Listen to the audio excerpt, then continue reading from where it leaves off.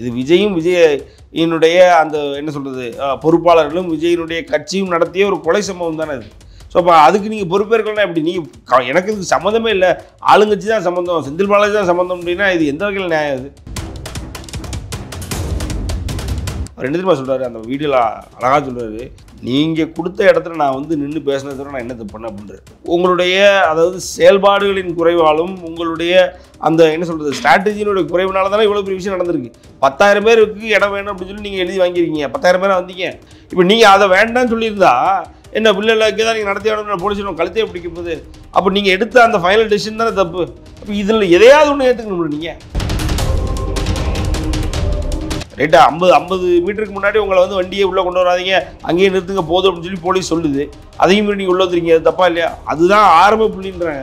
நீங்கள் எதையுமே ஒத்துக்க மாட்டேன், எனக்கு செயலில் தப்பே இல்லை, நான் வந்து இன்னும் வீடு கொண்டு எழுதுவேன் அப்படின்னா அது என்ன மாதிரி இது அசிங்கம்? இது இவ்வளோ கேவலம். அது இவர் செந்தில் பாலாஜியும் மகேஷ் இவங்க 2 பேர் பண்ணதான் ஆக்டிங். சோ விஜய் மேல வந்து எந்த தப்பு? இப்போ அவர் பண்ணதுல என்ன தப்பு இருக்கு மேம்? ஆக்டிங்கே இருந்துட்டு போட்டு என்ன தப்பு இருக்கு? இந்த ஆக்டிங்கை விஜய் அங்க இருந்து போட வேண்டியதானே? நீ பயந்து போய் ஓடினவன் தானே நீ? மக்கள் முன்னாடி நிற்க பயந்து ஓடினவனுங்கன்றதான் வரலாறு பேசும். விஜய் வேண்டாம், மற்றவங்களாம் எங்கே போனீங்க? அங்கே அத்தனை பேர் துண்டை தூக்கி தூக்கி விஜய் மேலே அறிவிங்களா? அந்த துண்டு போட்டவனை ஒருத்தனை கூட நீ காணுமே, எங்கே போனீங்க எல்லாரும்? நீங்கள் நல்லா யோசிச்சு பாருங்க. இன்னைக்கு விஜயினுடைய ஸ்டேட்டஸ்ன்றது என்னென்னா, நம்ம பார்க்குற ஒவ்வொரு ரீல்ஸும் அதுக்கு பின்னாடி ஓடுற பேக்ரவுண்ட் மியூசிக் தான். அது இல்லைன்னா அதை கழிச்சிட்டு விஜய் பார்த்தோன்னா ஒன்றுமே கிடையாது, ஜீரோ மேம். அவர் இப்போ ஒன்றும் அரெஸ்ட் பண்ணிட்டாரு, இதை வச்சு அவர் அவ்வளோ அரசியல் பண்ண தெரிவார். அவர் வந்து இன்னைக்கு ரொம்ப கேவலமான ஒரு அரசியல்வாதியை உருவாகிட்டு இருக்காரு. அரசியல்வாதியிலையுமே வந்து கொஞ்சம் நல்ல ஒரு அடிப்படை அறிவுள்ளவா இருக்கிறான், ரொம்ப கேவலமான அரசியல்வாதியை உருவாகிட்டு இருக்காரு. அதனால் வந்து அதுதான் விஜயின்றது இன்னைக்கு சாவு. விஜய் ஒரு இடத்துக்கு போனார்னா அந்த இடத்துல மக்கள் சாவாங்க, கொத்து கொத்தா சாவாங்கன்றது நீ மக்களுக்கு தெரிஞ்சு போச்சு. தயவு செஞ்சு நீ விஜய் கூட்டத்துக்கு நீ போய் சாவு. இன்னும் சொல்ல போனால் அவன் கட்சிக்காரன் செத்துட்டு போகிறான், அவனால் யாருக்கும் எந்த பிரச்சனையும் கிடையாது, விஜய்க்கே பிரச்சனை கிடையாது. ரைட்டுங்களா? நீங்கள் போய் சாகிறத தயவு செஞ்சு நிறுத்துங்க. தெளிவுன்ற ஒரு வார்த்தைக்கு அர்த்தமே தெரியாத ஒரு விஜய். ஸோ நம்ம விஜய் அவர்களை ஒரு நல்ல அரசியல்வாதியாக பார்க்குறத முதல்ல நிறுத்தணும். அவரை பொறுத்த வரைக்கும் அவர் ஒரு சிஎம் கேண்டிடேட்டுன்னு அவராகவே நினச்சிக்கிட்டு வாழ்கிற ஒரு மென்டல், அவ்வளோதான். ஒரு பைத்தியம் விஜய்.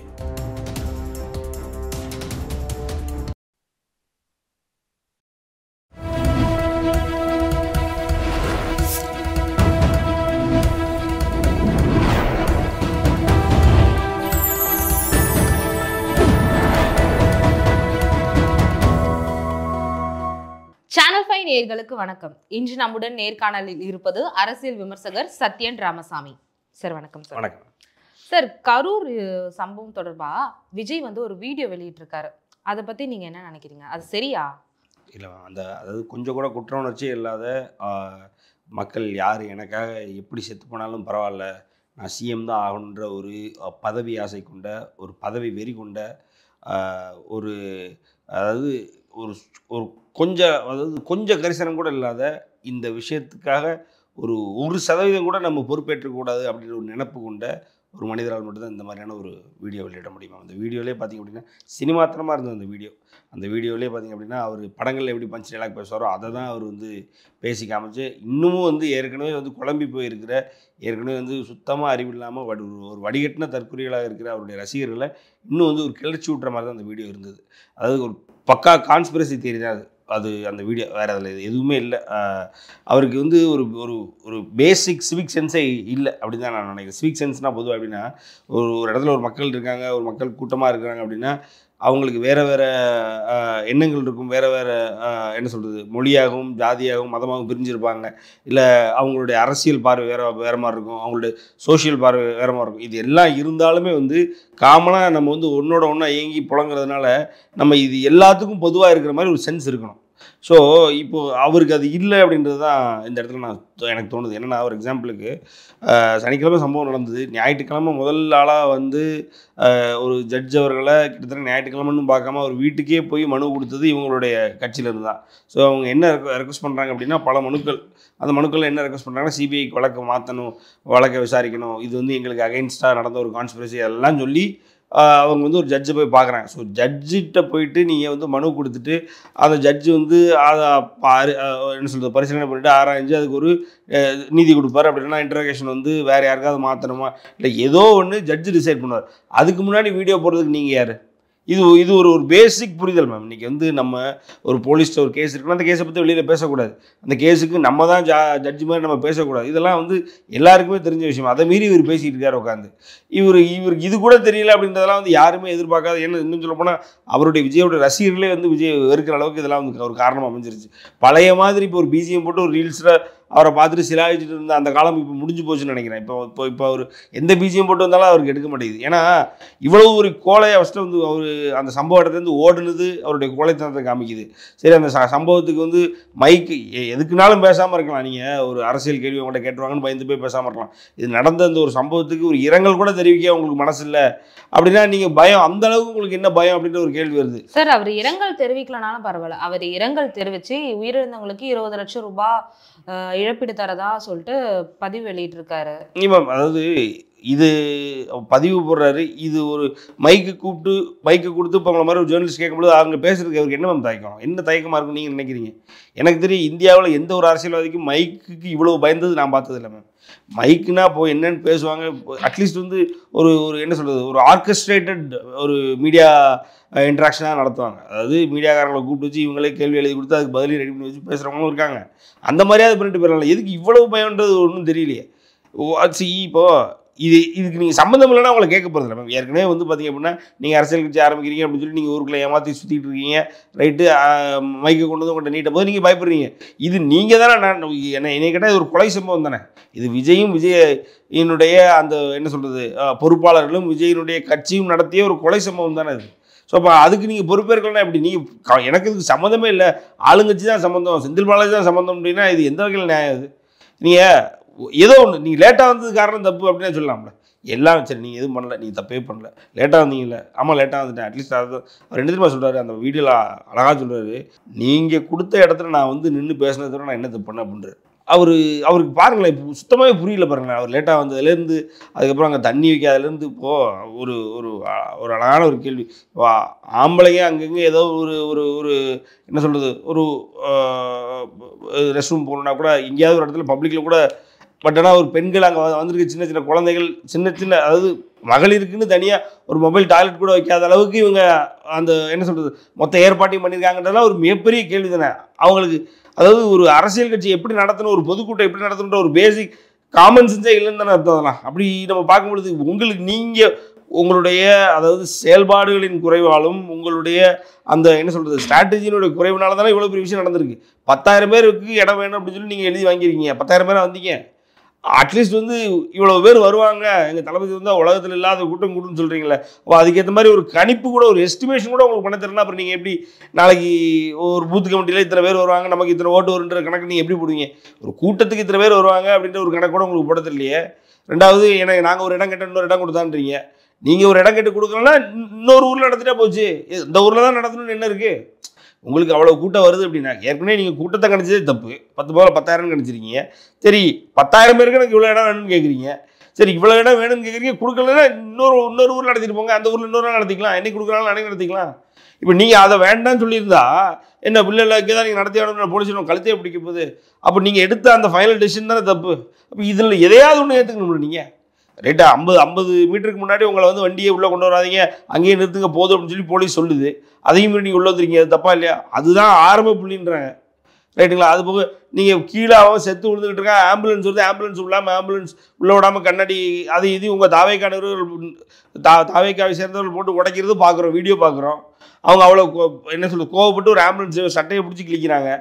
அப்போ உள்ள அவங்களாம் கரெக்டான டைமில் வந்துருந்தால் அட்லீஸ்ட் இதில் 40 20 காப்பாற்றிருக்கலாமா? அப்போ அதுக்காரன் நீங்கள் எதையாவது ஒத்துக்கோங்க சார். நீங்கள் எதையுமே ஒத்துக்க மாட்டேன், எனக்கு செயலில் தப்பே இல்லை, நான் வந்து இன்னும் வீறு கொண்டு எழுதுவேன் அப்படின்னா அது என்ன மாதிரி இது அசிங்கம், இது எவ்வளோ கேவலம் அது. அதனால் வந்து விஜய் அவர்கள் வந்து இது புரிஞ்சிக்காமல் பண்ணிகிட்டு இருக்காரு.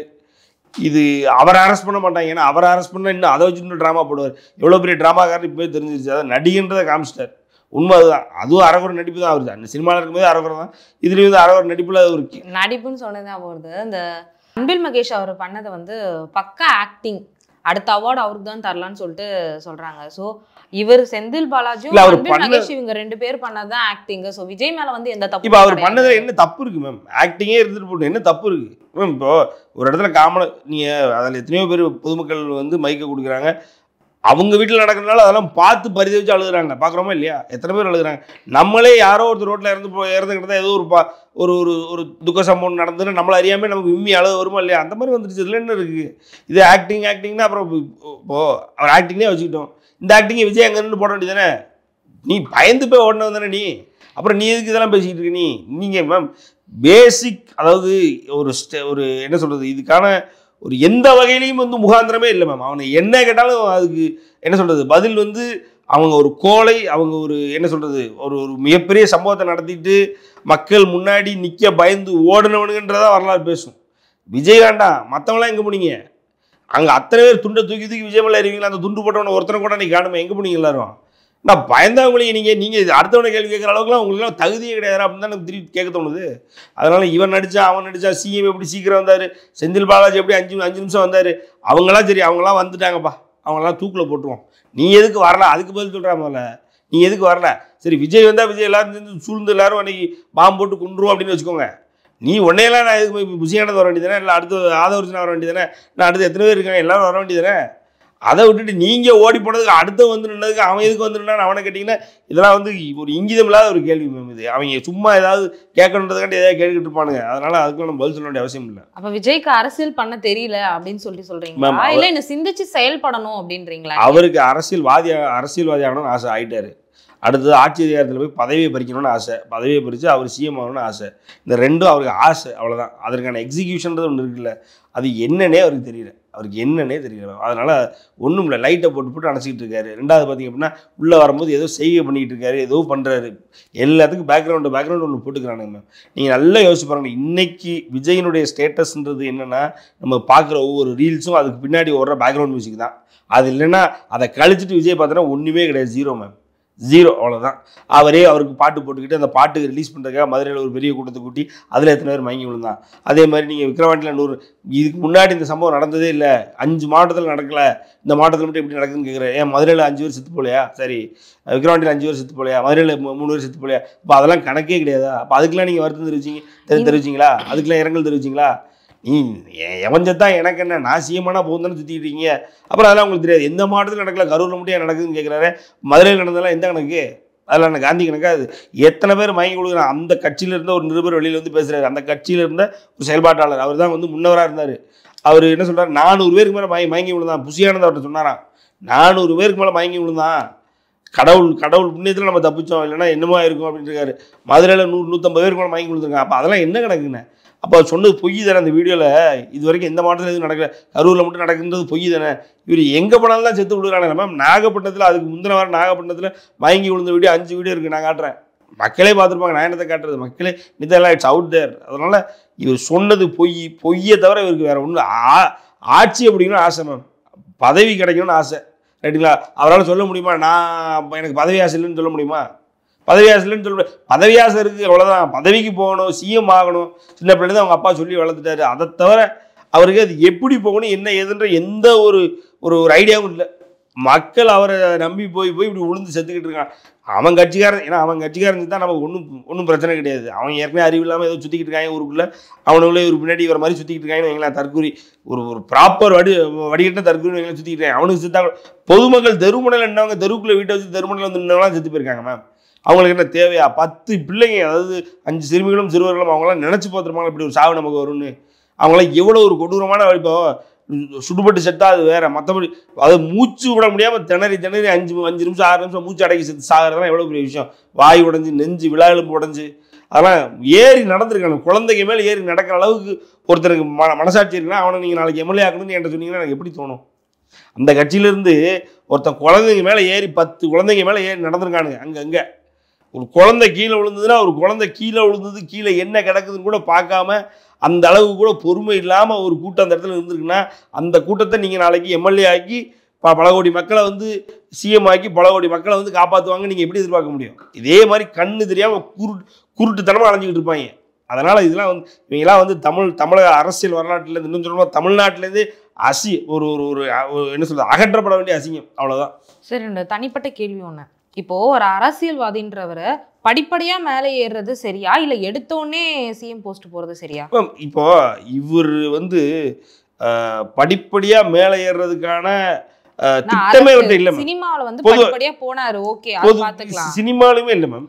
அடிமட்டத்துல இருந்து எப்படின்னா சின்ன படம் அப்புறமேட்டு போய் இப்போ இளைய தளபதி அப்படின்ற மாதிரி ஒரு பேர் வாங்கியிருக்காரு. நீங்க மேம் நீங்க அது உங்களோட ஸ்டாண்ட் வைக்கிறீங்கன்னா கண்டிப்பா ஏத்துக்கிறேன் மேம். பட் ஆனாலும் வந்து நான் டைரக்டரோட மகன் மேம். அந்த டைரக்டர் என்ன லான்ச் பண்றாரு, எனக்கு எந்த கஷ்டமும் இல்லை. நான் கஷ்டப்பட்டு வரல. இப்போ விஜய் சேதுபதி எடுத்துக்கிட்டீங்கன்னா கஷ்டப்பட்டு வந்திருக்காரு. நீங்கள் பல படங்களை பார்த்தீங்கன்னா சூரிக்கு பின்னாடி நின்றுருக்காரு விஜய் சேதுபதி, நீங்கள் பார்த்துருக்கீங்க ரைட்டுங்களா. அதே மாதிரி இப்போ சூப்பர் ஸ்டார் ரஜினிகாந்த் எடுத்துக்கிட்டிங்கன்னா கமலஹாசன் முன்னாடி நின்று கமலஹாசனுக்கு எதிரியாக நின்று, அதுக்கப்புறம் கமலஹாசன் ஃப்ரெண்டாக நடிச்சு, அதுக்கப்புறம் கமலஹாசனுக்கு ஆப்பனண்ட்டாக இருந்து, அதுக்கப்புறம் பார்த்தீங்கன்னா கமலஹாசனுக்கு ஈக்குவலான நடிகர்னு பேர் வாங்குறாரு. அதுக்கு மேலே கமலஹாசனுக்கு மேலே போகிறாரு. இது படிப்படியான ஒரு வளர்ச்சி நீங்கள் சொல்லலாம். இன்னைக்கு சிவகார்த்திகேயன் இருக்காரா, எங்கேயோ டிவியில் இருந்து கஷ்டப்பட்டு டிவிலையும் பேக் ஹேண்டில் இருந்து ஒரு டிவியில் ஃப்ரண்ட் ஹேண்ட் வந்து, அதுக்கப்புறம் சினிமாவில் பேக் ஹேண்டில் இருந்து சினிமாவில் அப்புறம் ஃப்ரண்ட் ஹேண்ட் வந்து, இன்றைக்கி பார்த்திங்க அப்படின்னா இன்றைக்கி அவருடைய ரேஞ்சுக்கு கிட்டத்தட்ட விஜய்க்கு ஈக்குவலான ரேஞ்சுக்கு வந்துட்டார். இது வளர்ச்சி. நான் பிறக்கும் போதே எனக்கு சூப்பர் ஸ்டார் ரஜினிகாந்த் கூட நடிக்க வாய்ப்பு கிடைக்குது மேம். அவர் நடித்த முதல் 3 படங்களில் சின்ன பையனாக இருக்கும்பொழுதே சூப்பர் ஸ்டார் ரஜினிகாந்த் கூட நடிக்க வாய்ப்பு கிடைக்குது. இதை விட எனக்கு என்ன, நான் பான்ஸ் பிளாட்டினம் ஸ்பூன் மேம், சில்வர் கூட கிடையாது, பிளாட்டினம் ஸ்பூனு. நான் பிறந்தலேருந்து காரணம் வச்சுருக்கேன், சுற்றிருக்கேன். எனக்கு அப்பா இருந்திருக்காது. கிட்டத்தட்ட 1992லேருந்து 2012 வரைக்கும் 20 வருடம் என்னோடய கரியரை வந்து ஷேப் பண்ணதே எங்கள் அப்பா தான். எங்கள் அப்பா one of India's best directors. அவர் தான் பார்த்துக்கிறாரு. நான் எங்கே படிப்படியாக வளர்ந்தேன். படிப்படியாக வளர்றதுக்கும் விஜய்க்கும் சம்மந்தமே கிடையாது. அவர் அரசியலையும் சரி சினிமாலையும் சரி எங்கேயுமே வந்து அடுத்தவனை நம்பி அடுத்தவன் பேரை சொல்லி வளர்ந்தவர். அடுத்தவனோட வளர்ந்துட்டு அவங்கள காலால் எட்டி மிதிச்சவர். அதான் உண்மை. அதே வளர்த்து விட்ட எஸ்ஐசி மேலே கேஸ் போட்டார். சூப்பர் ஸ்டார் ரஜினிகாந்தனுடைய பேரை சொல்லி அவருடைய ரசிகன் அவருடைய தம்பின்னு பேரை சொல்லி வளர்ந்தவர். அதுக்கப்புறம் இன்றைக்கி நான் அவருக்கு மேலே இருக்கிறேன்னு சொன்னவர். அது பொய், மக்களுக்கே தெரியும். ஆனால் அதுக்கு மேலே அதுமாரி வளர்ந்து நீங்கள் வளர்ந்து வந்தாருன்னு சொன்னீங்கன்னா அவருடைய வருடங்கள் அவருடைய வயசு தான் மாறிச்ச ஒழிய வளர்ச்சின்றது ஏற்கனவே அவருக்கு அவருடைய அப்பாவாலும் மற்ற ரசிகர்களாலும், இன்னும் சொல்லப்போனால் இன்னும் ஹீரோயின்ஸ்னால வந்த வளர்ச்சி, இன்னும் சொல்லப்போனால் மியூசிக் டைரக்டர்ஸ்னால வந்த வளர்ச்சி. இதுதான் உண்மை. அதனால் வந்து விஜய்க்குன்னு வளர்ச்சி கிடையாது. அதே மாதிரி சினிமாவில் அதே பாணி தான். டேரெக்டாக வந்தவொடனே நான் சிஎம் ஆகணும், என்னெல்லாம் வேறு எந்த கஷ்டமும் கொடுத்தாங்க. நீங்கள் நான் வருவேன், ட்விட்டரில் கட்சி அறிவிப்பேன். ஒரு கலைஞர், அதாவது என்ன சொல்கிறது, நான் வந்து கொள்கை தலைவர்களாக மதிக்கிறவங்க பிறந்தநாளைக்கு கூட நான் அவங்க இடங்களுக்கு போக மாட்டேன். அவங்க ஃபோட்டோ வீட்டுக்குள்ளே வச்சு நான் மாலை போட்டுக்குவேன். அதே நேரத்தில் பார்த்திங்க அப்படின்னா சத்தமே இல்லாமல் சனிக்கிழமை மட்டும் உங்களை வந்து பார்ப்பேன். ஏன்னா மற்ற நாள் ஃபுல்லாக நான் பிஸி, வீட்டுக்குள்ளே நான் இருப்பேன். சனிக்கிழமை மட்டும் நான் வந்து வீக்கெண்டுக்கு மட்டும் சும்மா வந்துட்டு வீக்கெண்டு மாதிரி கட்சி நடத்திட்டு ஒரு 100 பேர் அந்தந்த ஏரியாவில் கொண்டு போட்டு நான் போயிடுவேன். இவ்வளோ தான். இதுதான் விஜயனுடைய கட்சியினுடைய ஃபார்மேட்டு. இந்த மொத்த ஃபார்மேட்டே தப்பு. அதை அவருக்கு சொல்லி நம்ம சொன்னால் அப்படியே பொறுத்துறேன். நான் அடுத்த வாரம் நான் வரேன்னு இருக்காப்புல. அதாவது ஒரு மனுஷன் ஒரு தப்பை ஏற்றுக்கிறேன்னா பரவாயில்ல, தப்பு நடந்திருக்கு ஆனாலும் நான் மறுபடியும் பண்ணுவேன்னு நினைக்கிறது எவ்வளோ பெரிய தப்பு. அந்த தப்பை விஜய் பண்ணிக்கிட்டு இருக்காப்புல. அவர் இப்போ ஒன்றும் அரெஸ்ட் பண்ணிட்டாருன்னா இதை வச்சு அவர் அவ்வளோ அரசியல் பண்ண தெரிவார். அவர் வந்து இன்றைக்கி ரொம்ப கேவலமான ஒரு அரசியல்வாதியை உருவாகிட்டு இருக்காரு. அரசியல்வாதியிலையுமே வந்து கொஞ்சம் நல்ல ஒரு அடிப்படை அறிவுள்ளவன் இருக்கிறான். ரொம்ப கேவலமான அரசியல்வாதியை உருவாகிட்டு இருக்காரு. அதனால் வந்து இன்னும் அதை நம்ம என்ன சொல்கிறது பெருசாக்கிக்கிட்டே இந்த டிஸ்கஷனை இன்னும் சொல்ல போனால் இந்த மாதிரியான ஒரு கட்சியை இப்படி ஒரு வழிகாட்டுதலே இல்லாத ஒரு இயக்கத்தை நம்ம இன்னும் பெருசுப்படுத்திக்கிட்டே இருக்கக்கூடாது. இவங்களெல்லாம் வந்து ரிஜிஸ்ட்ரேஷனை கேன்சல் பண்ணிவிட்டு கட்சி அங்கீகாரத்தை ரத்து பண்ணி இவரெல்லாம் வீட்டுக்குள்ளே உட்கார வைக்கணும். இந்த எலெக்ஷனில் உட்கார வச்சா அடுத்த எலெக்ஷனில் அட்லீஸ்ட் ஒழுங்காக மாறுவாங்க. ஆமாம் சார், இந்த இன்சிடென்ட் நடந்த அப்புறமேட்டு வந்து பாஜக மாநில தலைவர் அண்ணாமலை வந்து செய்தியாளரை சந்திக்கிறார். விஜய் மேலே வந்து எந்த தப்புமே இல்லை. ஸோ இவங்க வந்து இந்த இடம் வேணும்னு சொல்லிட்டு இவங்க கேட்டிருக்காங்க. தாவேகா சார்பில் இந்த இடம் கேட்டிருக்காங்க. ஆனால் தமிழ்நாடு அரசு சார்பில் இவங்களுக்கு கேட்ட இடம் தராமல் மாற்று இடத்த கொடுத்துருக்காங்க. ஸோ இவங்க கேட்ட இடத்த கொடுத்துருந்தா இவங்களுக்கு வந்து உயிரிழப்பு இருந்திருக்காது அப்படின்னு சொல்லிட்டு இவரோட பேச்சு எல்லாமே விஜய்க்கு ஃபேவராக பேசுகிற மாதிரி இருக்கு. ஸோ அதை பற்றி என்ன நினைக்கிறீங்க? எப்படி பார்க்கணும், அவர் ஒரு போலீஸ்காரர். அவர் வந்து அது direct action and indirect action 2 இருக்குன்னு வைங்களேன். இப்போ அவர் அடிங்க அப்படின்னு நான் சொல்கிறேன்னு வைங்களேன். நீங்கள் அடிச்சிங்க அப்படின்னு ஏன் அடிச்சிங்கன்னு உங்களை தான் போலீஸ் பிடிச்சி போகும். பின்னாடி நான் உங்களை அடிக்க சொன்னது இருக்காது. ரைட்டுங்களா? அது நீங்கள் சொல்லி நீங்களாக கன்ஃபஸ் பண்ணி இல்லை நீங்கள் என்னை மாட்டி விடணும்னு நினச்சிங்கன்னா தான் நீங்கள் என்னை மாட்டி விடுவீங்க. ஸோ நீங்கள் அவரை அடித்தது தான் தப்பு. நான் உங்களை சொன்னாலும் நீங்கள் எதுக்கு யோசிக்கலை, நீங்கள் எதுக்கு அவர் அடிச்சிங்கன்றதான் கேள்வி. ரைட்டுங்களா? அந்த மாதிரி விஜயினுடைய அவருடைய அந்த ஆசை, அவர் மக்களை போய் நான் போய் சந்திக்கணும், மக்களை வந்து நான் சந்திக்கிறதுல எந்த மாதிரியான ஒரு ரெக்குவயர்மெண்ட்ஸு அப்படின்னா எந்த மாதிரியான நிபந்தனைகள் இருந்தாலும் அதை நான் எதையுமே ஃபாலோ பண்ண மாட்டேன். நான் லைட்டை போட சொன்னால் லைட்டை அணைப்பேன். 50 மீட்டருக்கு முன்னாடி நிற்க சொன்னால் நான் நிற்க மாட்டேன். அப்படி இப்படின்னு எதையுமே ரோட் ஷோ பண்ணக்கூடாதுன்னு சொன்னால் ரோட் ஷோ பண்ணுவேன். 8:45 நான் சொல்லியிருந்தேன் அப்படின்னா ரோட் ஷோ அப்படின்னு பார்த்தா எல்லா கட்சியும் தானே பண்ணிட்டு இருக்காங்க. எல்லா கட்சியும் சாகலை மேம். நீங்கள் விஜய்க்கு மேம் ஒரு 20 நிபந்தனைகள் வைக்கிறாங்கன்னா 20 நிபந்தனைகள் நீங்கள் ஃபாலோ பண்ணணும் மேம். சரி நான் பண்ண மாட்டேன் அப்படின்னா அட்லீஸ்ட் அந்த நிபந்தனைகள் நீங்கள் ஃபாலோ பண்ணாதனால எந்த ஒரு இழப்பு நமக்கு இல்லாமல் பார்த்துக்கணும். ரைட்டுங்களா? இவ்வளவு தான். இதுதான் வந்து இன்றைக்கி ரியாலிட்டி. நான் இப்போ உங்களை ஒரு இடத்துக்கு போகக்கூடாது அப்படின்னு சொன்னால் நீங்கள் அங்கே போகாமல் இருந்தால் நல்லது. சரி போனீங்கனாலும் பேசாமல் சத்தமெல்லாம் போயிட்டு வந்துட்டீங்கன்னா ஓகே, நான் விட்டுறேன், அவங்களை கண்டுக்கல, நோண்டிகிட்டே இருக்க போகிறது. இதுதான் இன்றைக்கி. நீங்கள் எடப்பாடியார் அவர்கள் சரி ரோட் ஷோ பண்ணுறாங்க, மற்ற யார் நீங்கள் ரோட் ஷோ பண்ணுறாருனாலும் வைங்க, அவங்க போகிறாங்க, போய் அந்த ஊருக்கு அந்த இடத்துக்கு அந்த மக்களுக்கு எந்த காயமும் கஷ்டமும் இல்லாமல் வந்துடுறாங்க. இவர் எங்கே போனாலும் அங்கே இளவெழுத்து வச்சுட்டு வர்றார். அதுதான் விஜயின்றது இன்றைக்கி சாவு. விஜய் ஒரு இடத்துக்கு போனாலும் அந்த இடத்துல மக்கள் சாவாங்க, கொத்தா சாவாங்கன்றது நீங்கள் மக்களுக்கு தெரிஞ்சு போச்சு. சார் இப்போ மற்ற கட்சி ரோட் ஷோ பண்ணும்போதெல்லாம் சரி, திமுகவும் சரி, அதிமுகவும் சரி, தேமுதிகவும் சரி, ஒரு கட்சி ரோட் ஷோ பண்ணும்போது அவங்க கேட்ட இடத்துக்கு கொடுக்குறாங்க. அவங்களுக்குன்னு ஒரு ஸ்பேஸ் இருக்கு, வண்டி போறதுக்கு வர்றதுக்கு, மக்கள் ஏதாவது வேணும்னா கடை பக்கத்துல அது மாதிரி இடத்துல ஸ்பேஸ் தராங்க. விஜய்க்குன்னு வரும்போது எதுவும் பண்ணாம இருக்காங்க. அதனாலதான் வந்து அதிமுக இதே வெளிச்சம்பரத்துல தான் 2 நாளைக்கு முன்னாடி நடந்தது ஃபங்க்ஷன். 25ஆம் தேதி, இதே செப்டம்பர் 25ஆம் தேதி 27 விஜய் கொடுத்துருக்காங்க. 25க்கு மேம் கிட்டத்தட்ட எக்ஸ்சிஎம் மேம் அவர் எடப்பாடியார் அவர்கள் எக்ஸ்சிஎம். அதிமுகன்றது இந்தியாவினுடைய மிகப்பெரிய கட்சி, இந்தியாவினுடைய ஆட்சி அதிகாரங்களில் பங்கெடுத்த கட்சி. இந்தியாவில் யார் பிஎம்னு ஒரு டைமில் வந்து இதுதான் அப்படின்னு இவங்க காட்டாதான் பிஎம் அப்படின்ற அளவுக்கு வந்த கட்சி. அந்த கட்சிக்கே 2 நாளைக்கு முன்னாடி அங்கே தானே இடம் கொடுத்துருக்காங்க. அப்புறம் நான் எனக்கு இடம் கொடுக்கணும் என்ன இடம் என்னதான் கேட்குறீங்க நீங்கள்? வேலுசாமிபுரத்தில் இடம் கொடுத்துருக்காங்க, அது சரி சார். அதிமுகக்கு கூடாத கூட்டம் தாவேக்காக்கு கூடுது, சரி, அதனால எங்களுக்கு ஸ்பேஸ் வேணும்னு கேட்டிருக்காங்க. ஸோ மேபி அதிமுகக்கு இவ்வளவுதான் கூட்டம், நீங்க அதனால எந்த இழப்பும் 10,000 பேர் தானே கேட்டிருக்கீங்க மேம். அதுதான் தப்புன்னு சொல்கிறேன். நிர்வாகத்திறன், நிர்வாக கோளாறு, கிட்டத்தட்ட அதாவது ஒரு ஒரு போதிய புரிதலின்மை, போதிய அறிவின்மை, இதெல்லாம் தானே காரணம். 10,000 பேர் தானே கேட்டிருக்கீங்க. 10,000 பேர் வெளிச்சாமறதுக்கு போதுமே. இதெல்லாம் நீங்கள் தானே கணிக்கணும். 50,000 பேர் 1,00,000 பேர் கூடனாலும் 1,00,000 பேர் கூடுறாங்கன்னா அவங்க எதுக்கு அங்கே வெளிச்சாமரத்தில் விட போகிறாங்க? தனியாக இடத்த பார்த்துட்டு வெளில ஏதாவது மாநாடு நடத்திக்கோங்க போங்க அப்படின்னு சொல்லிட மாட்டாங்களா? தப்பு உங்கள் மேலே வச்சுட்டு நீங்கள் அதுதான் மேம். நீங்கள் எத்தனை பேருக்கு இடம் வேணும்னு கேட்குறது தான் தப்பு. அப்போ அப்படிங்கும்போது இந்த தப்பெல்லாம் நீங்கள் ஏற்றுக்க மாட்டேங்கிறதான பிரச்சனை. ஸோ அண்ணாமலை அவர்கள் வந்து விஜய் மேலே தப்பு சொல்ல மாட்டாருன்னா, விஜய் இதெல்லாம் வந்து டேரெக்டாக அங்கே வினா ஒருத்தர் பிடிச்சி அடிச்சு அவன் செத்து போகிறதானா சொல்லியிருப்பாரு. சொல்லாமல் இருக்க முடியும் அண்ணாமலையால்? வேறு யாராலும் சொல்லாமல் இருக்க முடியும். ஆனால் இன்டைரக்டாக இதுக்கு எல்லாத்துக்கும் விஜய் கட்சியும் விஜயும் விஜயனுடைய நிர்வாகிகள் தான் காரணம். அவனுங்க டேரெக்டாக ஐயோ நாங்கள் ஃபங்க்ஷன் தான் நடத்த போனோம், இப்படிலாம் இவங்க சாவாங்க, நமக்கு என்ன தெரியும்? டேய் இப்போது நமக்கு தெரியாமல் ஒரு இடத்துல இப்போ குழந்தைய கையில் வச்சுருக்கோம், ரைட்டுங்களா? குழந்தை உண்ணி விழுந்துருச்சு அப்படின்னா என்ன பண்ண முடியும்? ரைட்டுங்களா? நம்ம மேலே தப்புன்னு நம்ம எடுத்துக்க முடியுமா என்ன? ஆனால் நம்ம அதை ஒழுங்கு குழந்தைய கையில் வைக்கும்போது நம்ம தான் பாதுகாப்பாக வைக்கணும், ரைட்டுங்களா? அது துள்ளி ஒரு 10வது ஃப்ளோர்லேருந்து கீழே விழுந்து இறக்குறது வந்து நம்ம கையில் கிடையாது. பட் ஆனால் நம்ம கையில் வச்சுருக்கிறது வந்து நம்ம தான் பொறுப்பாக வச்சுருக்கணும். அது பக்கத்தில் நிற்கக்கூடாது, அவ்வளோதான். எதுக்கு நீங்கள் வறண்டா பக்கத்தில் பால்கனி பக்கத்தில் போய் நின்னீங்கன்றதான் நம்மளால கேள்வி வரும். அதுதான் விஜய் கட்சி நம்ம கேட்குற கேள்வி. எதையுமே அக்செப்ட் பண்ண மாட்டானுங்க. நாங்கள் தப்பே இல்லை, ஃபுல்லாக ஸ்டாலினும் செந்தில் பாலாஜி தான்றாங்க. இவர் அண்ணாமலை அவர்கள் வந்து டைரெக்டாக நீங்கள் எதுவும் பண்ணலை, பட் ஆனால் இன்டைரக்டாக நீங்கள் தான் அந்த அழிவுக்கு காரணமே. நீங்கள் பண்ண கொலை தான் இது. அதை அவர் கேட்க மாட்டுறாரு, அவ்வளோதான். பட் ஆனால் அவர் இன்றைக்கி பார்த்தீங்கன்னா பாஜகவில் இருக்கார். இன்றைக்கி அவருடைய எதிரி கட்சி என்னன்னா திமுகவை எதிர்த்து இப்போ கேள்விகளை கேட்கணும் அப்படின்ற ஒரு இது. அதெல்லாம் அமித்ஷாட்ட விஜய் ஏதோ டீலிங் பண்ணுறாருன்றாங்க. நேற்று பார்த்தா அதிமுகவில் எடப்பாடியார் அவர்களுடைய அவருடைய அந்த பொதுக்கூட்டத்தில் போய் இவங்க கொடியை காமிச்சிட்டு நிற்கிறாங்க. கூட்டணி கூட வரலாம், ஒருவேளை கூட்டணிக்கு விஜய் அழுத்தலாம். விஜய் அழுத்தி பாஜக கூட கூட்டணின்னு போயிட்டார் அப்படின்னா அதுக்கப்புறம் எதுக்கு வேணும் விஜய்? நீங்கள் யோசிங்க. நீங்கள் ஆகாவோன்னு உலகத்திலே நீங்கள் தான் பெரிய விஜய்னு நீங்கள் வந்துட்டு பாஜக கூட கூட்டணி வைக்கிறது தான் விஜய்னா, அதுக்கு நீங்கள் திருமாவளம் பாஜக கூட விஜய் கூட்டணி வைக்க போகிறாருன்னா திமுக கூட திருமாவளம் கூட்டணி வச்சது அது ஒன்று தானே. அதுக்கு எதுக்கு நமக்கு விஜய் வேணும்? அதுக்கு தான் 1000 பேர் இருக்காங்க பாஜக கூட கூட்டணி வச்சு இங்கே ஜெயிக்கிறதுக்கு. இவ்வளவு தான் அப்படின்னா விஜய் அதுக்கு மேலே விஜய்க்கு மேலே அதுக்கப்புறம் நல்லா அவரை விமர்சிக்கிறதுல ஒரு அர்த்தமே இல்லை மேம். மக்களே விமர்சிக்க ஆரம்பிச்சுருவாங்க. அதுக்கப்புறம் விமர்சனமே பண்ண வேண்டாம், அவ்வளவுதான். அவருக்கு பதவி ஆசை, பதவி வெறி, இன்னும் சொல்லப்போனால் பண வெறி, இதெல்லாம் பிடிச்சி வந்திருக்காருன்னு சொல்லிட்டு போயிடலாம் இல்லையா? ஸோ அதனால் மேபி அண்ணாமலை ஏன் விமர்சிக்கல அப்படின்னா அவர் திமுகவுக்கு எதிரி, அதனால் திமுக அவர் போட்டு அடிக்கணும் அப்படின்றலாம் அடிச்சுட்டு இருக்காரு அப்படியே. மற்றபடி விஜய் மேலே தப்பு இல்லைன்னு சொல்லலாம். விஜய் மேலே தப்பு இல்லைன்னு சொல்கிறதே வந்து எனக்கு தெரிய அதை அவர் மறுபரிசீலனை செய்யணும் தான் சொல்லுவேன், ரைட்டுங்களா? விஜய் மேலே அதாவது லேட்டாக வந்த ஆரம்பிச்சதுலேருந்து எல்லாமே தப்பாக பண்ணது பூரா விஜய் தான். அவருடைய விஜயனுடைய கட்சி நிர்வாகிகள் ஃபுல்லாக அங்கே பேசின பெண்மணிகள்லாம் என்ன சொல்கிறாங்க அப்படின்னா குடிச்சிட்டு தான் இருந்தாங்க எல்லாரும் அப்படின்றாங்க. குடிச்சிட்டு ஒரு கட்சி நடத்தணும்னா நடத்தாமல் தான் என்ன? கிட்டத்தட்ட எல்லா திராவிட கட்சிகள் மேலேயும் நம்ம வைக்கிற ஒரு குற்றச்சாட்டே என்ன? குவார்டரும் கோழி பிரியாணிக்கு தான் நீ அங்கே போறீங்கன்னு தான் நம்ம ஒப்பமே. அது ஒரு பெரிய ஃபேஷன் ஸ்டேட்மெண்ட் இல்லையா? அப்போ அதை தான் நீ பண்ண போறா. அப்புறம் எதுக்கு குடிவா, அதாவது ஒரு குவார்டர் வாங்கி கொடுத்து நீ அதை குடிச்சிட்டு தான் நீ போய் கூட்டத்தில் நிற்கணுன்ற அளவுக்கு தான் நீ இருக்கிற அப்படின்னா அதுக்கு எதுக்கு புதுசாக விஜய் கட்சியை கொண்டு வரணும்? அதுக்கு தான் பழைய கட்சி எவ்வளோ இருக்கு. ஸோ இப்படி எல்லாமே அவங்க மேலே தான் தப்பு. அது வந்து ஒரு எதிர்கட்சின்றதுனால அண்ணாமலை சொல்ல மாட்டாரு. அந்த கூட்டத்தில் நிறைய பேர் கத்தியோட வந்தாங்க. ஸோ நிறைய பேர் கிழிச்சிருக்கு.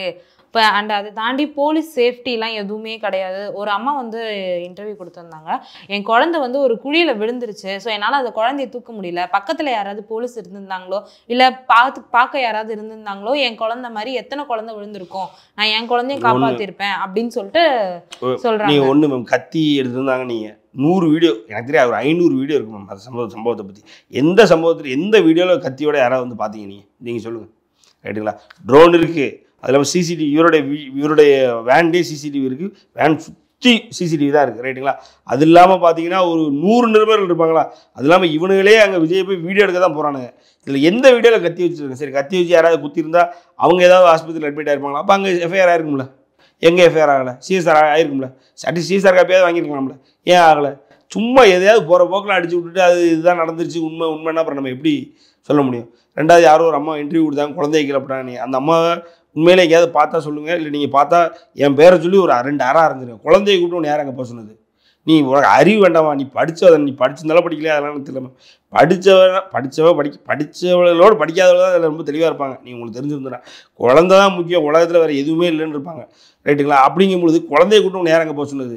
இந்த குழந்தை விடுறது போல இவ்வளோ அதுக்குள்ளே போட்டு மூடிடணும். அந்த சாக்கடையாக சொல்கிறீங்க இல்லையா, அதில் போட்டு மூடிடணும். இனிமேலாம் குழந்தைய கூட்டி யாராவது, நான் அட்லீஸ்ட் ஒன்றும் இல்லை, விஜய் எங்கே இனிமேல் கூட்டினாலும் சாவு நடக்க போகிறது வந்து நமக்கு தெரிஞ்சு போச்சு. மக்கள் சாவ போகிறான், விஜய் போராட போகிறான், மக்கள் சாவ போகிறான்னு தெரிஞ்சு போச்சு. அட்லீஸ்ட் என்ன தெரியுமா பண்ணணும்?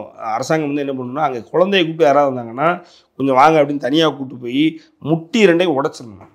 குழந்தைய கூப்பிட்டு வராங்க. அவ்வளோதான் மேம். அது பெண் ஆண் பாகுபாடே இல்லாமல் அம்மாவும் வாய் பேச முடியாத அம்மா வீட்டில் இருந்திருக்காங்க, அந்த அம்மாவினுடைய கணவர் வீட்டில் இருந்திருக்காங்க, இவங்க அத்தையும் இவங்க குழந்தைய கூட்டு போய் குழந்தைய கொண்டு வந்தாச்சு, முடிஞ்சுது. இது வாழ்நாள் முழுக்க மறக்க முடியுமா? நீங்கள் கோடியாக அந்த வீட்டுக்கு அள்ளி கொடுங்க. ரைட்டா? நீங்கள் வேறு என்னென்ன உங்களால் பண்ண முடியுமோ பண்ணுங்கள். இது மறந்துடுமா? இது சம்பவம் நடந்து நீங்கள் தானே கொலையாளி கடைசி வரைக்கும். அத்தை தானே கொண்டுட்டாங்க இது மருமகனை, அதானே.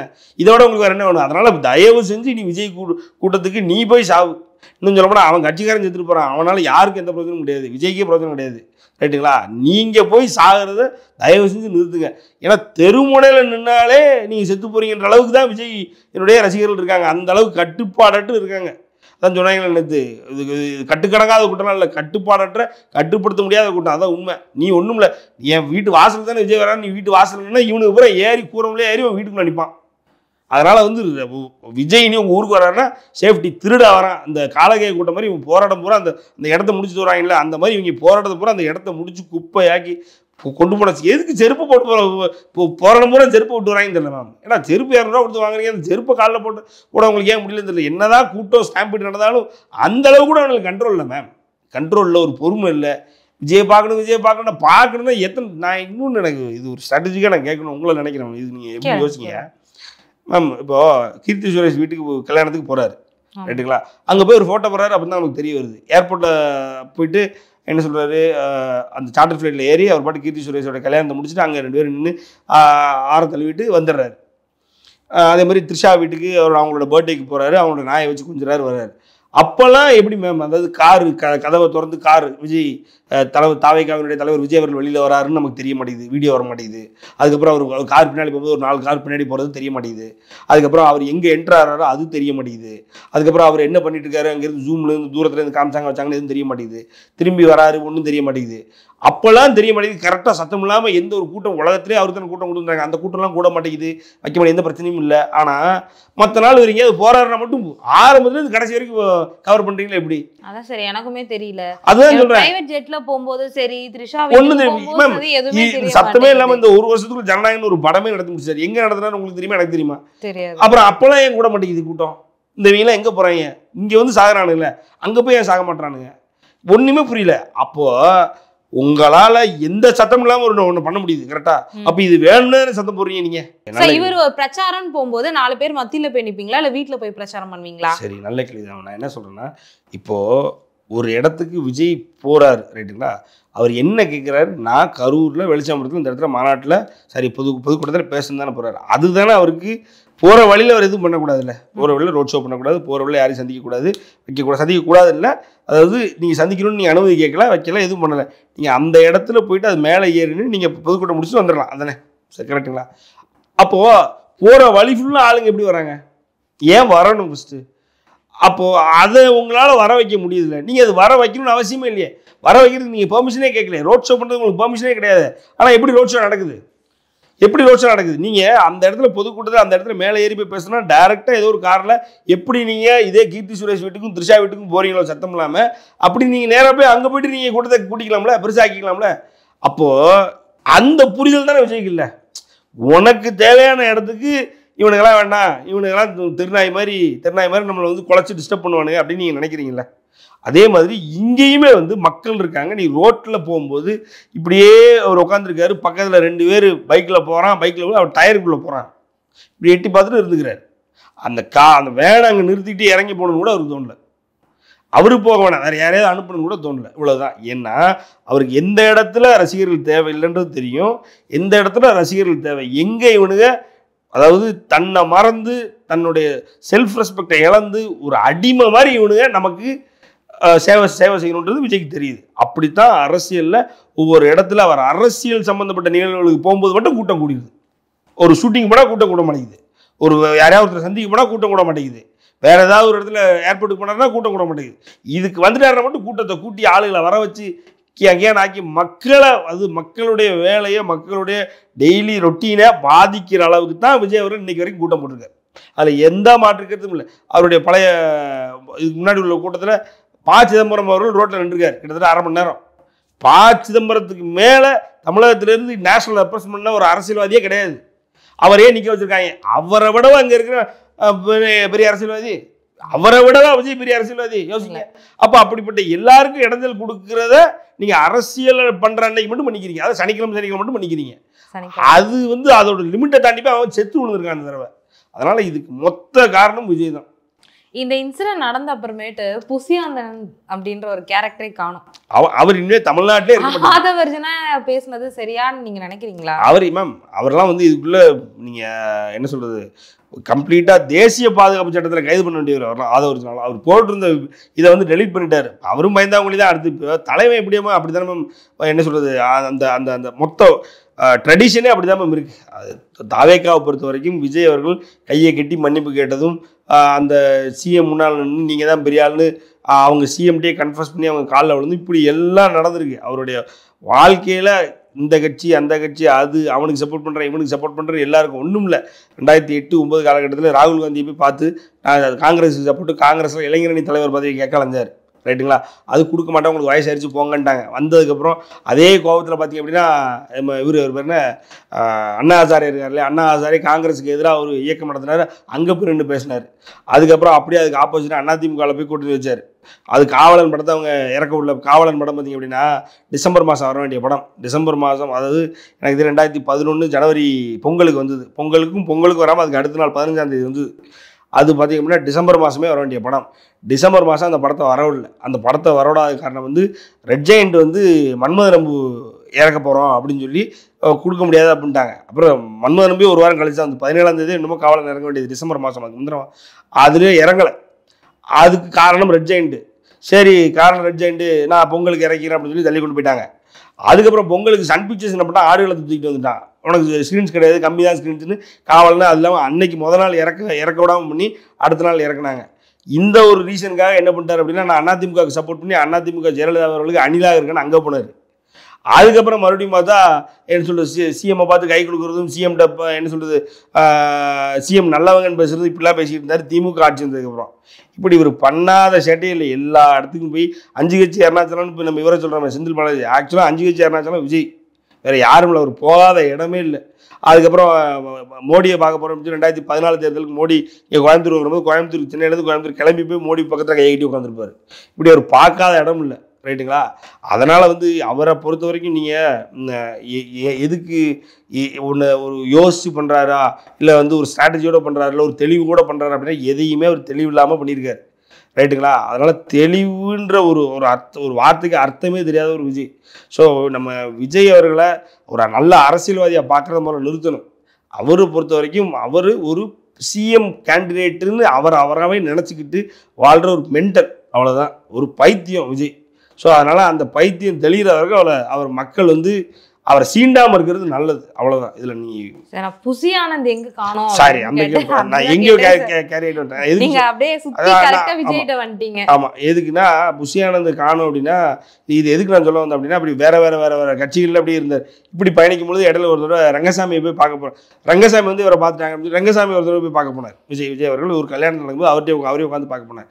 எதுக்கு சொல்ல வந்தேன்னா, அந்த புசி ஆனந்த்ன்றவர் அந்த பாண்டிச்சேரியில் 2000 ஓட்டு, புசின்ற ஒரு தொகுதியில் 2000 ஓட்டு வச்சு ஜெயிச்சவர். அந்த தொகுதியே இப்போ இன்னொரு தொகுதி கூட நினச்சிட்டாங்க, தொகுதியே இப்போ கிடையாது. ஆனாலும் இன்றைக்கி வரைக்கும் ஒரு புசி ஆனந்த் தான் அறியப்படுறாரு. என்னென்னா, பாண்டிச்சேரியில் ஒரு தெருவில் ஆட்டோமேட்டிக்காக அந்த தெருவில் அடப்பு இருந்தால் கூட எடுத்து விடுவார். அது ஃப்ரெஞ்சு காலனி, அந்த ஃப்ரெஞ்சு காலனி புசின்றதுல ஃப்ரெஞ்சு காலனி, அதில் இருந்த கிட்டத்தட்ட ஒரு வார்டு கவுன்சிலர் புசி ஆனந்த்.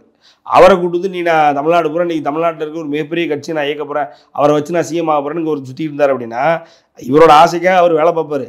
கடைசியில் அவர் உயிருக்கே அவரை தூக்கி ஜெயிலில் வச்சு பிதுக்க போகிறானு அப்படின்னா அவர் பயப்படுவாரா இல்லையா?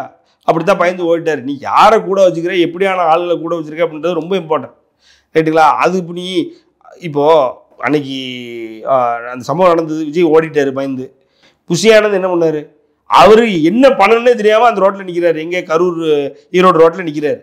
கூட பார்த்தீங்கன்னா சேலம் மாவட்ட செயலாளர் கூட நிற்கிறார். யார்? அவர் கூட சேலம் மாவட்ட செயலாளர். அங்கே போய் ஒரு பத்திரிகையாளர் மாதிரி ஒரு பத்திரிகையாளர் போய் புசி ஆனந்த்கிட்ட பேசணும் அப்படின்னு இல்லை, அவரே பாவம் கஷ்டப்பட்டு இருக்காரு சார், முதல்ல கேமரா அடைங்க பாவம் சார், அவருக்கு என்ன பண்ணணும்னு தெரியல, விடுங்க சார், விடுங்க சார், பார்த்துக்கலாம் சார், பேசிக்கலாம் சார். ஸோ ஒரு விஷயம் நடந்தால் ஒரு பேனிக் மேனேஜ்மெண்ட் கிடையாது, ஒரு கிரைசிஸ் மேனேஜ்மெண்ட் கிடையாது, தெரியாது, ஒரு க்ரௌட் மேனேஜ்மெண்ட் தெரியாது, எதுவுமே தெரியாதவரை உங்கள் கட்சிக்கு பொதுச் செயலாளராக வச்சுருக்கேன். எதுக்கு அவருக்கு தெரியாது? 2000 பேர் வச்சு மேய்ச்சவருக்கு எப்படி 2 லட்சம் பேர் வச்சு மேய்க்க முடியும்? ஆள் நீ எவனை கூட வச்சுருக்கன்றது ரொம்ப முக்கியம். உன்னை தேடி எவனும் பெரிய ஆளும் வரவும் மாட்டான். இதெல்லாம் தெரிஞ்ச எதுக்கு விஜய் தேடி போகிறான்? அவனுக்கு நான் அறிவா இல்லை, ரைட்டுங்களா? அதனால் உன்னை தேடி வந்தவனை வச்சு நீ கற்றுக்கிட்டு நீ இன்னைக்கு பண்ணி நீ அரசியல் பண்ணி மேலே வர, ஓகே, நீ வந்துக்கோ. ஆனால் அந்த ப்ராசஸில் இத்தனை பேர் செத்து போகிறான்னா அப்புறம் மேலே எனக்கு எப்படி ஒரு நம்பிக்கை வரும்? ஸோ அதனால் புசி ஆனந்த் எங்கே போனார் அப்படின்னு தெரியறதெல்லாம் நமக்கு ஒரு பெரிய வியக்க வைக்கும் ஒரு விஷயம்லாம் கிடையாது. ஒன்றுமே தெரியாது, அவரை கூட்டு அவரை உருட்டி பற்றி அதை வச்சு ஏதாவது பண்ணிடலாம்னு நினைக்கிறேன். பார்த்தா இப்படி ஒன்று நடந்துருச்சு, ஐயோ இதெல்லாம் நமக்கு இப்படிலாம் நடக்கணும்னு நமக்கு தெரியாதுன்னு ஓடிடுறாரு. இப்போ தலைவரைவாக இருக்கார். நாளைக்கு அவர் எங்கேயாவது ஒரு இடத்துல வீடியோட பிடிச்சிட்டு வருவாங்க. இந்த விஜய் மாஸ்டர் ஷூட்டிங்கில் இருக்கும்போது இப்படி தான் ஐடி ரைட் நடக்குதுன்னு காரில் வச்சு விடிய கூட்டு வந்தாங்க. அவர் கையை உள்ள மறைச்சிட்டு காரி கீழே உட்காந்துருப்பார். அந்த மாதிரி புசி ஆனந்தோட வீடியோ இன்னைக்காவது கொஞ்சம் நாள் வருமாரு. அப்போ உங்களுக்கு தெரியும் புசி ஆனந்த் எங்கே இருக்காரு. சரி, அதே மாதிரி நேற்று நடந்த எடப்பாடி பழனிசாமி அவரோட பிரச்சாரத்தில் அதிமுக கொடிக்கு நிகராக தாவேகா கொடி பறந்துட்டு இருந்தது. மேபி இவங்க 2 பேரும் கூட்டணி வைக்கிறதுக்கான வாய்ப்புகள் இருக்கு மேம். இதை விட ஏன்னா எடப்பாடி அவரும் அவருக்கு எதிர்த்து ஃபேவரா பேசல அப்படின்றத தாண்டி எதிர்த்து பேசல அவரை. அதுதான் மேம் விஜய் அவர்கள். இப்போ நீங்கள் தமிழ்நாடுல இந்திய அரசியல்லையே பார்த்தீங்கன்னா தன்னிச்சையாக செயல்பட்ட எந்த நடிகனும் பெரிய அளவில் வெற்றி பெற்றதில்லை, ரைட்டுங்களா? தன்னிச்சையாக செயல்பட்ட அப்படின்னா என்னை கேட்டிங்கன்னா என்டிஆர் அவர்கள் மட்டும்தான் சொல்லுவேன். எம்ஜிஆர் அவர்களே காங்கிரஸில் இருந்தார். கிட்டத்தட்ட 20-25 வயசுலேருந்தே காங்கிரஸில் இருந்தார். அதுக்கப்புறம் திக வந்தார், அதுக்கப்புறம் திமுக வந்தார். அவருடைய 50வது வயசில் அவர் எம்எல்ஏ இதெல்லாம் ஆகிட்டு அதுக்கப்புறம் பார்த்திங்க அப்படின்னா திமுகவில் ஏற்கனவே அரசியல் தெரிஞ்ச ஒரு கூட்டத்தை இன்னும் சொல்லப்போனால் திமுகவினுடைய 16 எம்எல்ஏக்கள் 11 எம்எல்ஏக்கள் அப்புறம் 16 கூடிச்சு இவங்களெல்லாம் வச்சு ஆரம்பித்த கட்சி அதிமுக, சரிங்களா? அப்போ அதிமுகன்னு ஆரம்பிக்கும் பொழுது அவருக்கு ஏற்கனவே இருந்திருக்கு, ஒரு ஹிஸ்ட்ரி இருந்திருக்கு, அரசியல் வரலாறு.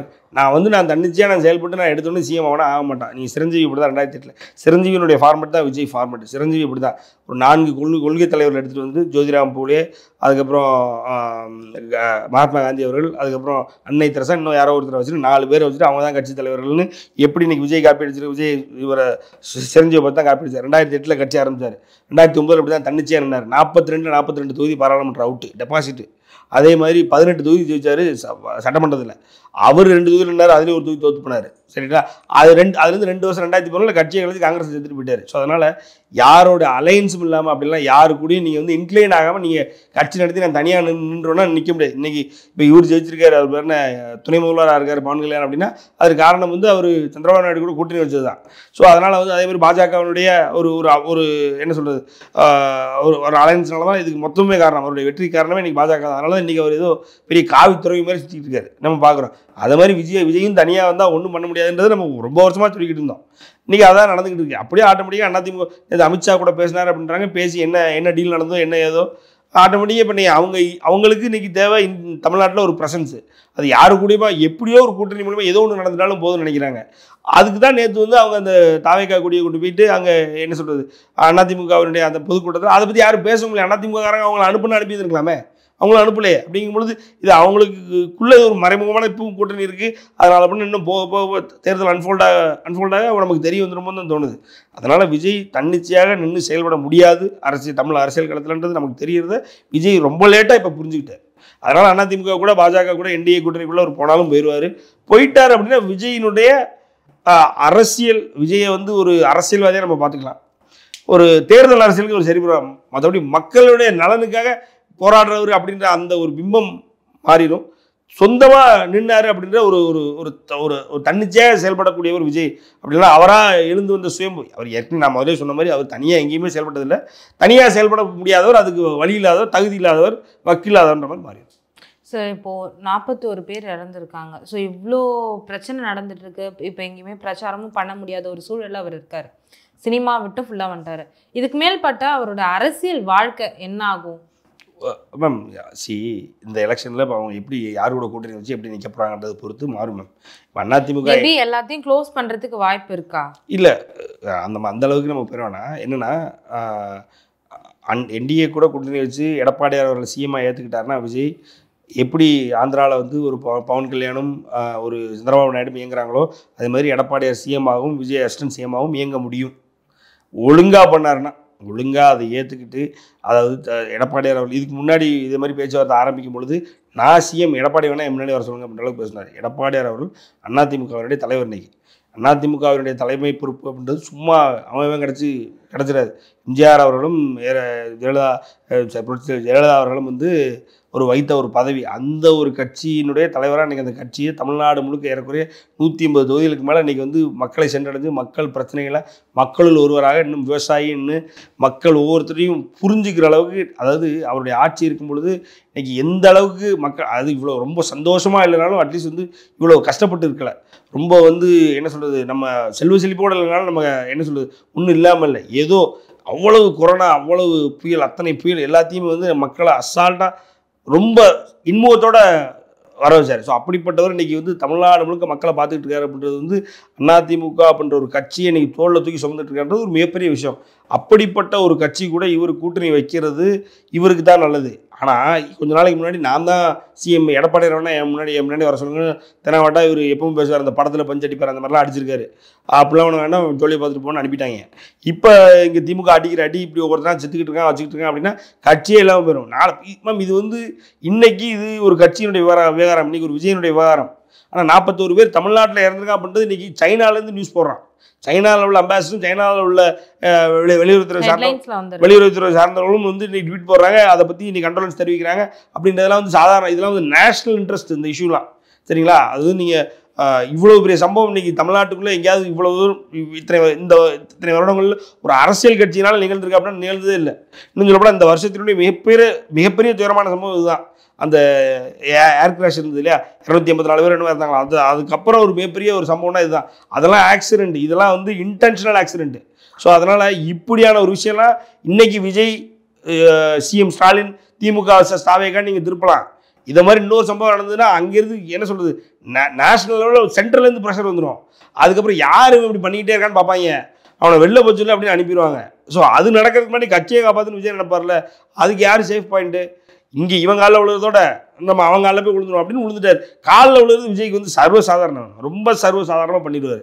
அதனால் போய் இன்றைக்கி அமித்ஷா காலில் விழுந்துட்டார். நாளைக்கு என்டிஏ கூட கூட்டணி வச்சு அவர் ஏதோ என்டிஏ கூட கூட்டணி வச்சு அதிமுகவினுடைய என்ன சொல்கிறது அவர் கூட கட்சியை இணைச்சி கொண்டு போனார். கட்சி இணைக்கிறதுனா கட்சியே இணைக்கிறது சொல்ல, கட்சி அலையன்ஸுக்குள்ளே இணைச்சி கொண்டு போனார் அப்படின்னா விஜய்க்கு ஒரு கணிசமான சதவீதம் இருக்கும், விஜய்க்குன்னு ஒரு கணிசமான வெற்றி கிடைக்கும்.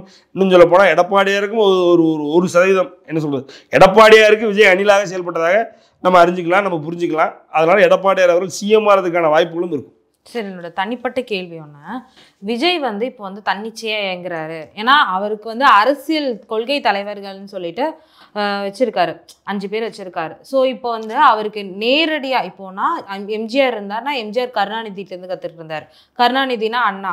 ஸோ இது மாதிரி ஜெயலலிதா அம்மா இருந்தாங்கன்னா அவங்க எம்ஜிஆர். இது மாதிரி அவருக்கு முன்னோக்கி ஒரு அரசியல்வாதி இருந்து அவர் வழி நடத்தினா அவர் சரியா இயங்குவாரா? அதுதான் சொல்கிறேன். எடப்பாடியார்ட்ட போய் கட்சி அணிச்சுக்கோங்க. அதிமுகவோட உங்களுக்கு வழி நடத்தக்கூடிய கட்சி யார் இருக்கும்? மேம், அதாவது நம்ம இந்த 2017லேருந்து 2020 வரைக்கும் 21 வரைக்கும் அவருடைய ஆட்சி காலத்தில் அவருக்கு எல்லா வகையிலையும் கஷ்டம் கொடுத்தாங்க மேம். எல்லா வகையிலும் நீங்கள் ஒன்றும் இல்லை, இந்த 41 பேர் இறக்குறத அரசியலாக்காதீங்கன்னு இன்னைக்கு சிஎம் ஸ்டாலின் அவர்கள் சொல்கிறார். 41 பேர் இறந்துருக்காங்க, நல்லா புரிஞ்சுக்கோங்க.